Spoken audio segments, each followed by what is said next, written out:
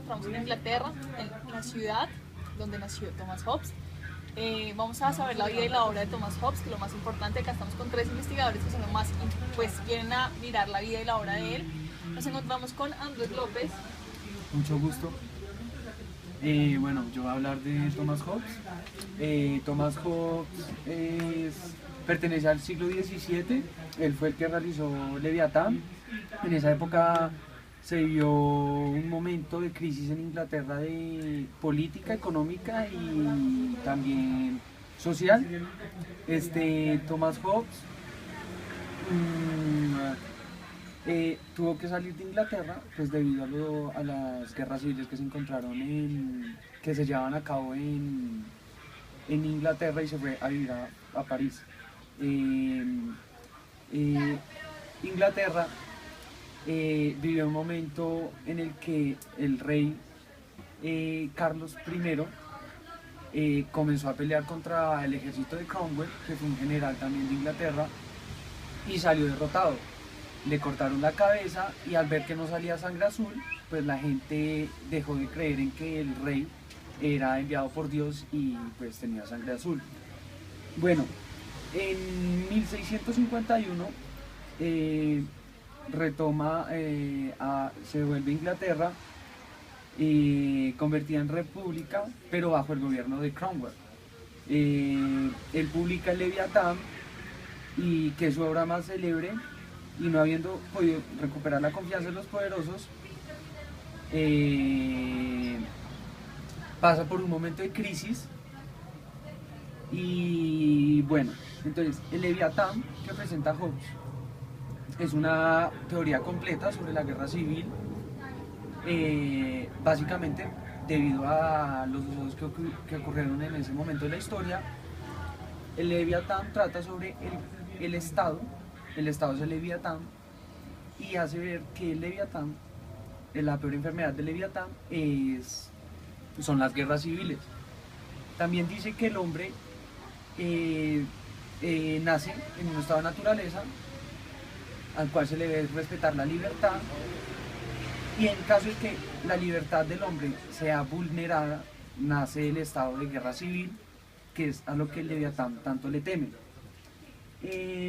Los temas que básicamente le preocupan en este libro son las guerras civiles, que en su opinión no existe un crimen más grave, y de él culpa al clero, siempre complicado a las luchas prácticas en Inglaterra.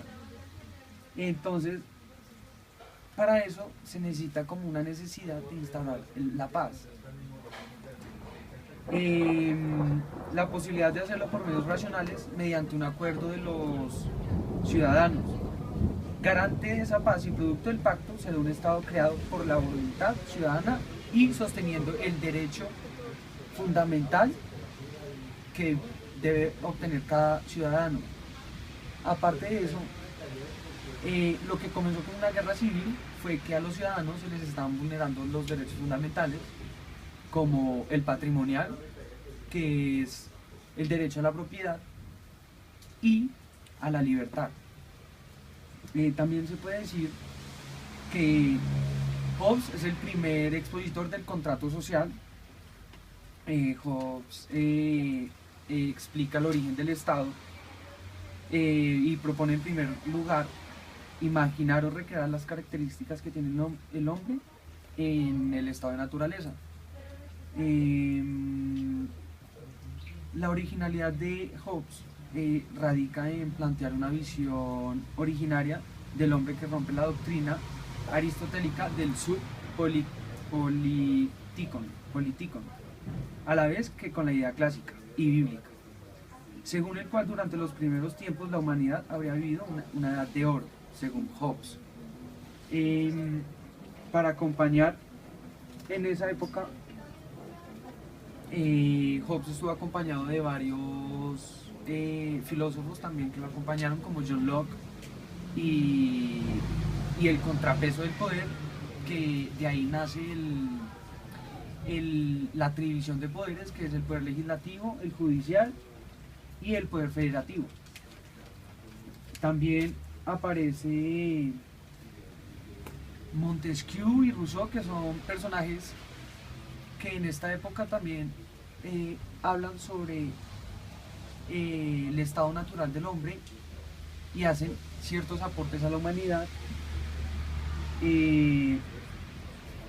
Montesquieu, su frase más célebre es la ley es un reflejo natural de la realidad, y Rousseau viene con su ideal de que sobre un ideal absolutista, y va en contra de la iglesia. La obra principal de Rousseau fue El contrato social, en el que dice que el hombre es bueno por naturaleza, goza de libertad, si se le impide la libertad, suma fuerzas de manera mutua. Entonces, básicamente lo que Thomas Hobbes instaura en el Leviatán, como ya les había dicho, es ver cómo el hombre en esta naturaleza es imprudente y desconfiado, pero que a la vez no se le puede vulnerar el derecho a la libertad, porque al vulnerar el estado de libertad puede formarse en las guerras civiles. Nos va a decir la vida y la obra, una de las cosas más importantes de Thomas Hobbes. Bueno, Thomas Hobbes es recordado por su obra y por su filosofía política, también por su libro Leviatán. Aunque Thomas Hobbes no solo es recordado por esto, porque él también contribuyó en el campo de la política, de la ética, de la física, de las ciencias políticas, de la geometría y de la teología. La época de Hobbes se caracteriza porque se divide el gobierno y la política entre parlamentarios y monárquico. El monárquico se encargaba como de solo pensar en Dios y que Dios tenía el poder únicamente legítimo, mientras que el parlamentario era como la soberanía del rey y del pueblo. Ahora sí, a continuación con Brenda, ella nos va lo último de Thomas Hobbes, la muerte de él. Muere el 4 de diciembre de 1679 a la edad de 91 años, sabiendo que su obra más célebre no fue reconocida por los más poderosos. Muere pobre e ignorado. A continuación, mi compañero Daniel Aristizábal hará el cierre de nuestro proyecto. Muchísimas gracias por su atención. Siguiendo con Hobbes, él fue considerado a lo largo de la historia del pensamiento como una persona muy oscura. De hecho, en 1666 en Inglaterra se quemaron muchos de sus libros luego de habérsele sido tachado como ateo. Posteriormente, tras su muerte, se vuelven a quemar públicamente muchas de sus otras obras. En vida, Hobbes tuvo fuertes enemigos y muchos enfrentamientos con la Iglesia de Inglaterra y la Universidad de Oxford. La obra de Hobbes, no obstante, fue considerada o es considerada como una de las fundamentales en la ruptura con la línea de la Edad Media y el inicio de la modernidad. Sus descripciones de la realidad de la época son brutales. Estuvo siempre en contacto con la Real Sociedad de Londres, que es un ente científico fundado en 1662. En 1668 intenta publicar una historia de los años 1640 y 1660 titulada Behemoth, pero se le prohíbe su publicación. En 1672 termina su autobiografía, que se trasladará al latín. 3 años después publicará la traducción de la Ilíada y de la Odisea. Y finalmente, muere el 4 de diciembre de 1679 en Hardwicke, Maine, a la edad de 91 años. Bueno, eso fue todo por el momento. Muchas gracias por su atención prestada.